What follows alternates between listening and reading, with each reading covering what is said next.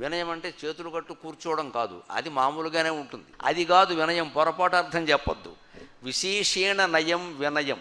విద్యుత్ వల్ల నీకు వచ్చే ప్రయోజనం ఏమిటో తెలుసా? నీ జీవితంలో ఎదురైన సమస్యలన్నీ నువ్వే ఎదుర్కోగలగాలి, అది వినయం. విశేషేణ నయం.